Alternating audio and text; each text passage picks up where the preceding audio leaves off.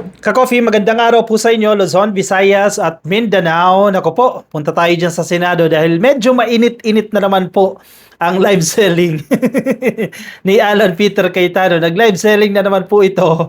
Actually, hindi live selling live lang, no? Kaso inaasar siya na ng live selling. At binanatan niya si Senator Lacson at si Senator Erwin Tulfo. Ang problema, napahiya siya dito. Alan Peter Cayetano, itong problema, no? Kapag ikaw ay may aligasyon, make sure na totoo yung aligasyon mo o factual o tama man lang yung aligasyon mo. Ang problema, yung aligasyon niya kay Lacson na doble daw po yung SALN o yung assets ni Senator Lacson, sabi po yan ni Cayetano, pero sabi ni Lacson, hindi totoo yan na doble. Nag times 4. Hindi lang na doble, nag times 4. Ibig sabihin, mali na naman po yung hawak niyang datos. Ang problema kasi sa totoo lang dito kay Alan Peter Cayetano, ayaw niyang harapin itong mga kasamahan niya, mga kapwa niya senador diyan sa plenaryo, 'di ba? Sige, walang session ka, coffee. Pero nagkikita-kita kayo diyan edi prangkahin mo si Lacson pagkatapos ng impeachment trial. 3 days po yung trial diyan, Monday, Tuesday, Wednesday. Edi kada hearing after that, no, dahil hindi naman yan usapin ng impeachment ni Sara Duterte, prangkahin mo sila, mag-usap kayo. Hindi yung idinadaan mo lagi sa live selling kasi para kayong mga bata niyan, para kayong walang pinagkatandaan, hala, bato dyan sa social media, magla-live, sasagot yung kabila, magla-live, para, di ba, nakakatawa na kayo dyan sa Senado. Anyway, sige, pag-usapan po natin yan kasi headline po ito ngayong araw po ng Sabado. Headline halimbawa ng Inquirer, Lacson denies Cayetano claim that his net worth had doubled. At maganda po yung sagot dito ni Lacson. Sinasabi ni Lacson, excuse me, wala akong insertion. Ikaw, napakalaki ng insertion mo. Okay, bakit may mali ang insertion? Technically naman kasi, itong budget insertion, hindi naman masama yan. Technically, no, kumbaga hindi naman 100% masama yan. Kasi may mga insertions din naman na nakatutulong. Pero may mga insertions, definitely, hindi na plano yan. Hindi yan dumaan sa executive. Usually, most of the time, no, or most of the cases, hindi dumaan sa executive yan o sa DBM. Kasi sa DBM, pag lumusot sa DBM, kahit papano, dumaan na yan sa filtering nila, dumaan na yan sa kanilang mga checklist, no, mga bagay na dapat ma-meet ng budget na yan. Pero kung insertion yan, biglaan yan dahil nalagay yung budget na yan, na-insert na yan habang nadyadyaan na po sa Kongreso. Ibig sabihin, hindi na naplano ng agency yan. Just to give a context, no, halimbawa ikaw po government agency, magre-request ka, let's say for 2027, ito po yung gusto namin gawin, magpapatayo kami ng building, ganito, worth 1 million po yan. Kakaroon kami ng ganitong program, another 1 million po yan, 2 million po yan. Kumbaga, kung ikaw si government agency, ipapasa mo sa DBM, na-filter na po yan ng DBM. Pwede ba natin ibigay yan? Pasok ba yan sa agenda, sa economic agenda ng gobyerno ng Pilipinas, ng administrasyon? So, dapat ba natin i-grant yan? Kumbaga, nasuri na yan bago ipasa ng DBM yung tinatawag nating NEP, no, National Expenditure Program, na nilalagdahan ng presidente. Yan po yung tinatawag nating executive budget o president's budget. Bago ipasa sa Senado yan, or sa House of Representatives, bago ipasa sa HOR yan, na-filter na ng DBM. Kapag nagkaroon ng insertion, ibig sabihin yung insertion, in-insert mo. Halimbawa, maglagay ka dyan ng 500 million, hindi na nasuri ng DBM yan. Kumbaga, nabawasan na ng filter. Si Lacson, ever since, hindi siya nagkakaroon ng insertion. Diba? Again, dito sinasabi na totally masama yung insertion na yan. Pero, alam nyo na, sa mga previous cases natin, yan po yung pinagmumulan din ng korupsyon. Kasi halimbawa si congressman, sige, insertan mo yan ng 100 million. Diba? O, sino nag-insert niya? Si Congressman A. O syempre, pag i-implement na yung project na yan, sasabihin ni Congressman A doon sa agency, let's say DPWH, ako nagbigay sa inyo ng budget na yan, baka naman yung cut ko, yung 20% cut ko, yung 30% cut ko. Diba? Kasi ako naglagay ng pondo na yan. Doon na po nangyayari yan. Doon nagiging problematic itong insertion. So maganda po yung sagot dito ni Lacson. Back to you, Alan Peter Cayetano, di ba? Senator Panfilo Ping Lacson fired back at Senator Alan Peter Cayetano's claims, saying that he had no budget insertions since becoming a senator after the latter alleged that his net worth had doubled. Kasi sa totoo lang, yung ibang congressman, ibang senador, diyan nagpapayaman sa mga insertion na yon. Pero just to make myself clear, hindi lahat ng insertions masama. Maya explain ko sa inyo bakit yung ibang insertions nakatutulong, no? Lacson said Saturday that his net worth in 2025 SALN o yung Statement of Assets, Liabilities and Net Worth did not double. Hindi po na doble yung kanyang SALN ng 2025 kung ikukumpara sa 2022 SALN na umalis po siya sa Senado. Remember, di ba?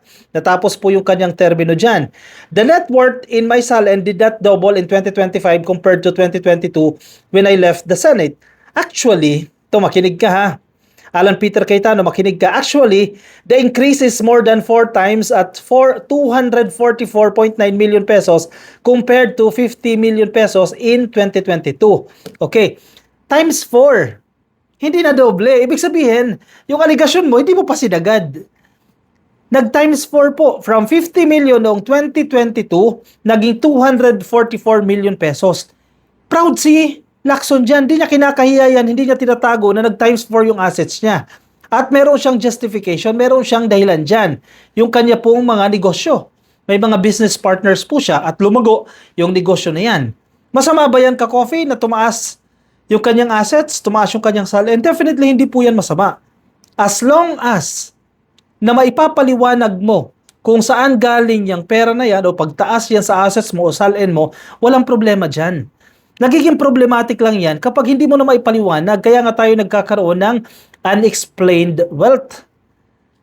Ill-gotten wealth yan kasi most likely, nanakaw sa gobyerno yan, may pinagkunan yan na illegal, etc.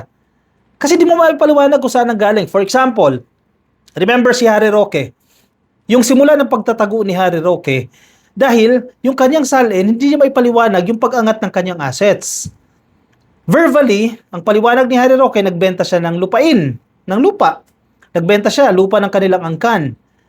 Pero nung hiningian na siya ng proof na nagbenta siya ng lupa, ano ba, deed of sale ba yan, etc., sale contract or ano man ang tawag nila dyan, wala siyang maipresenta sa House of Representatives that time na nag-iimbestiga sa kanya. Therefore, we can assume hindi mo maipaliwanag kung bakit lumobo yung salin mo. O baka naman galing sa Pogo yan, di ba? Doon na naungkat yan. Hindi maipaliwanag yung yaman. Wala tayong problema kahit bilyonaryo ka pa. As long as na ipapaliwanag mo na legitimate yung pera na yan o yung pinagkunan na yan, wala pong problema yan. O napahiya si Cayetano dyan. Mali ka pala ng dato. Sabi mo na doble. Hindi po. Times 4 nga eh. From 50 million, naging 244. The statement comes after Cayetano alleged during the Facebook Live at 11:57 a.m. that Lacson as well as Senator Erwin Tulfo's net worth increased twofold. Talagang ayaw niya rin tantanan, pati itong si Erwin Tulfo, binanata niya rin ito sa kanyang live selling, no? The same goes for Senator Lacson, and actually, I didn't really pay that much attention, but it seems like his SALN has doubled, he said, because of business, Cayetano said in Filipino. Lacson, moreover, explained that the earnings he received were through legitimate real estate deals and other businesses. May negosyo kami, real estate, mga lupain, mga properties, at may iba pa po mga negosyo. Yun po yung dahilan ng pag-angat ng kanyang assets. Whatever money I have, I definitely earned legitimately through some real estate deals and other legitimate businesses with 2 other business partners as a private individual. Pribadong individual siya that time. Hindi siya senador. And I paid 10.5 million pesos and 2.8 million pesos respectively in my ITRs. Nagbayad po ako ng tax. Binayaran ko po yung tax na yan. Yung kinita ko na yan, may corresponding taxes yan, 10.5 million pesos and 2.8 million pesos at makikita po yan sa kanyang ITR o sa kanyang income tax return. He further accused Cayetano, ito Cayetano ha, bumuelo na sa iyo si Lacson, makinig po kayo. O Cayetano, pakinggan mo ito sinasabi niya. Totoo ba ito? Meron kang 6.79 billion pesos budget insertion sa 2025 General Appropriations Act? Ang laki niyan. Meanwhile, si Lacson, 0 yung kanyang budget insertion. Si Cayetano, meron pala siyang 6.7 billion pesos kasi laki yan ng total transactions ni Sara Duterte ha. 6.79 billion pesos total insertions. Noong 2025 lang po yan. Again, tulad ng in-explain ko sa inyo kanina, pinagmumulan din po yan ng korupsyon. Yung insertions na yan. He added that he did not receive a 25% kickback at slope protection and other infrastructure projects, subsequently saying, I don't know about him. Kumbaga, pahaging ito ni Lacson, baka naman nakatanggap ka. O hindi ko alam kung nakatanggap ka o hindi dito sa mga infra projects na yan, 25% etc. na kickback. Yan po yung tanong dito ni Lacson, na back to you ka. Di ba? Yan ang mahirap eh. Una, mali na nga yung aligasyon mo, mali na yung sumbong mo. Eh, ikaw pala tong may budget insertion. Paano mo ipapaliwanag yan? Di ba? Goy, pahiya talaga. Alan Peter Cayetano, ano na? Bakit ganyan ka? Bumabalik din sa'yo mga aligasyon mo eh. Kasi mukhang ikaw din ay problematic yung mga transactions mo eh. Ayan, binubulgar tuloy ni Lacson. Ikaw, ka-coffee, ano sa tingin mo? I-comment ang iyong opinion, reaction dyan sa comment section para mabasa po ng iba nating ka-coffee. Nasa Facebook, baka di pa po kayo naka-like and follow, please like and follow sa Facebook. Yung mga nasa YouTube, click nyo na po yung subscribe, TikTok subscribe, at magkita-kita tayo ka-coffee sa aking susunod na video. Paalam po sa inyo. Bye-bye.